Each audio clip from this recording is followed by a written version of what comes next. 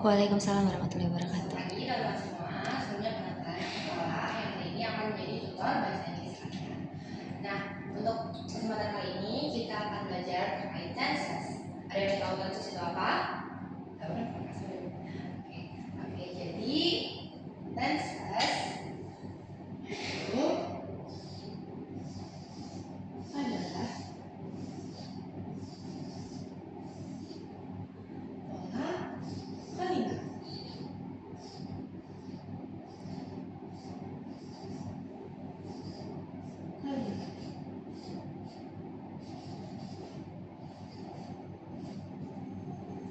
Yang mana kalau dalam bahasa Inggris itu pola kalimat dikembangkan berdasarkan waktu kejadian di mana kalimat itu sedang terjadi.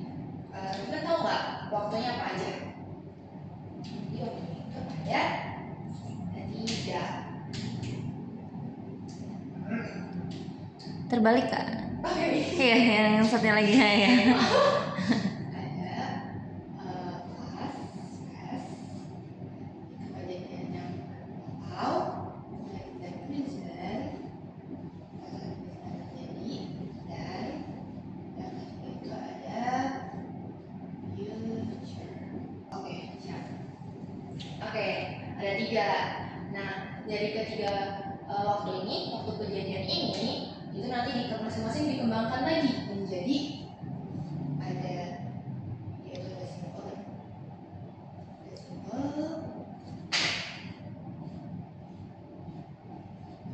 ada continuous, pas dulu deh, biar cocok.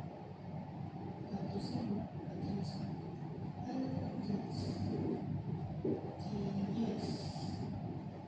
Kemudian ada perfect, ada future dulu, perfect, dan simple, dan continuous. Sorry, ada dan tadi itu ada perfect continuous.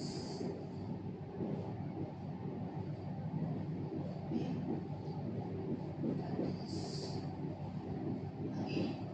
Nah, ini nanti masing-masing juga yang ini sama dikembangkan, tapi nggak usah dijelasin ya. Jadi kan kalau begini ada totalnya 12, tapi teman-teman tahu kan kalau tenses itu totalnya sebetulnya ada 16. Loh, kok 16 yang empatnya lagi kemana?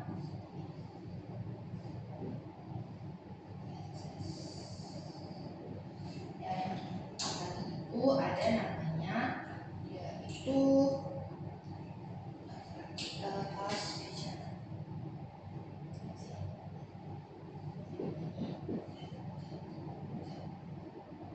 Past future.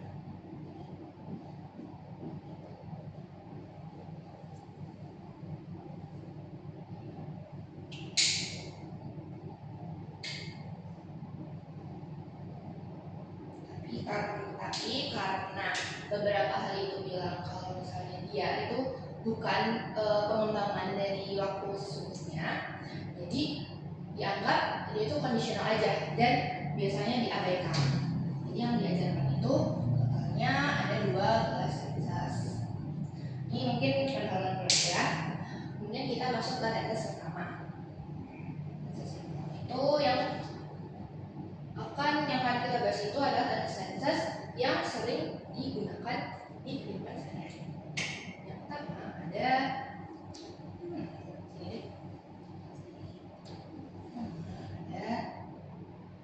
simple,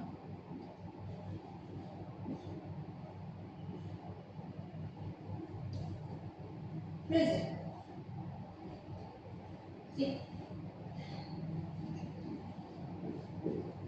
Pasti teman-teman tahu dong apa ini simple present, karena dia itu tenses yang digunakan untuk menjelaskan peristiwa yang terjadi secara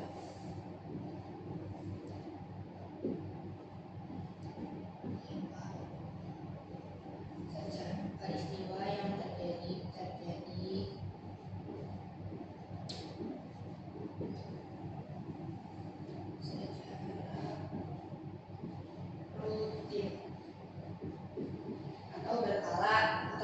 juga selain itu peristiwa-peristiwa yang merupakan fakta umum.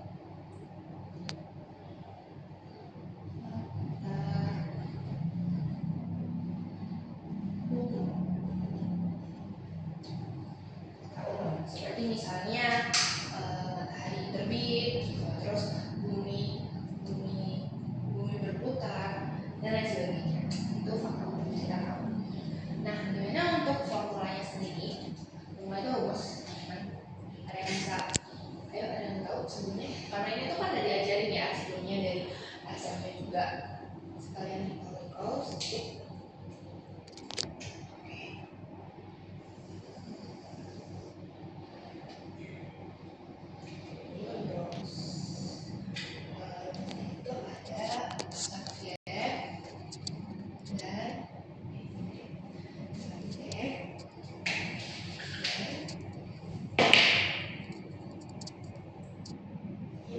Bentuk aktif ya.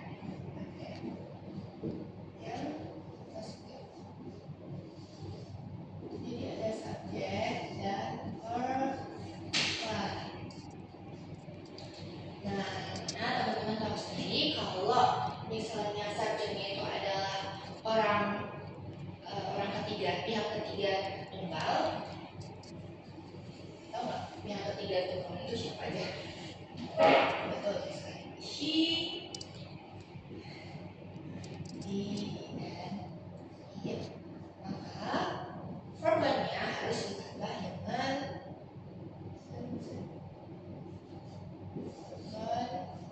plus